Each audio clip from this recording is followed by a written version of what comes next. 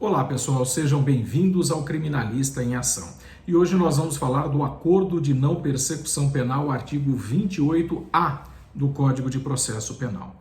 Para tanto, vamos entender duas coisas básicas. Primeiro, existem normas de direito penal, existem normas de direito processual penal e existem normas híbridas que juntam as duas situações. O Código Penal diz: uma norma é feita para o futuro, o artigo 1º. O artigo 2º diz: embora seja para o futuro, é possível que uma norma seja benéfica ao acusado. Então, se estiver na prática do crime ou ao final da execução da pena, deve ser aplicado aquilo que beneficia o acusado e ponto final. O Código de Processo Penal diz não, a norma entra em vigor e dane-se, seja para prejudicar ou para beneficiar. Acontece que esta norma do artigo 28, ela reúne tantas características do penal, como também do processo penal. E a partir daí ela se transforma em norma híbrida de aplicação obrigatória, ponto final.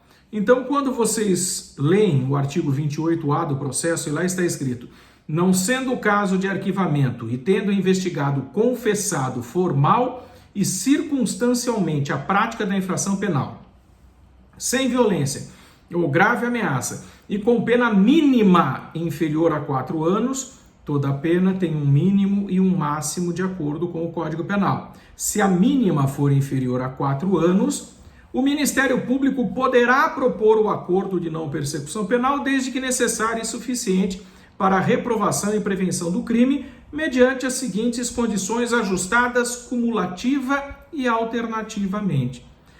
Quando nós temos requisitos, se o acusado preencher o requisito, o Ministério Público não pode.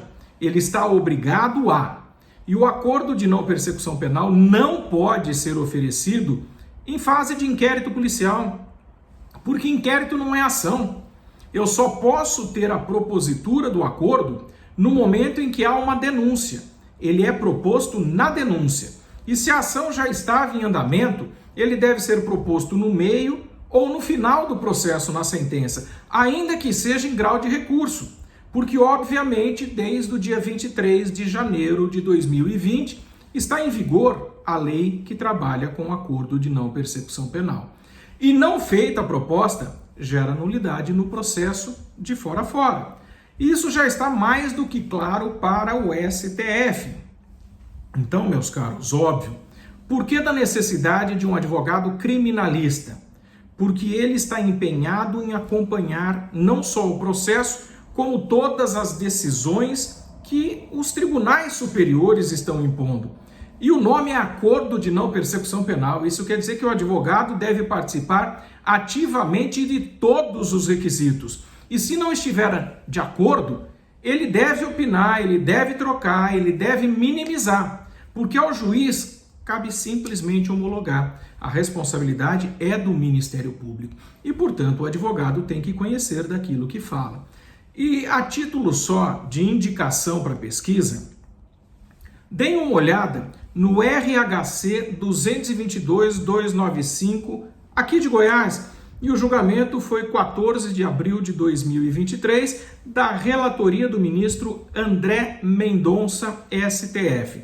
Vocês vão verificar que, mesmo no caso com trânsito em julgado, o ministro, na parte final, determina o seguinte: concedo a ordem de ofício para determinar a remessa dos autos ao Ministério Público, a fim de que se manifeste motivadamente sobre a propositura do acordo de não persecução penal. Enquanto isso, torno sem efeito o trânsito em julgado da condenação e suspendo eventual execução de pena.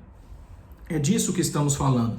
Tome bastante cuidado. Verifique se é a possibilidade do seu cliente. E se for, o acordo de não persecução penal com certeza é a melhor saída, porque afinal de contas ele não gera folha de antecedentes, eu não tenho processo e automaticamente tudo se resolve no início do procedimento. Criminalista em Ação, fiquem com o meu mais forte abraço. E amanhã temos as notícias da semana. Até a próxima!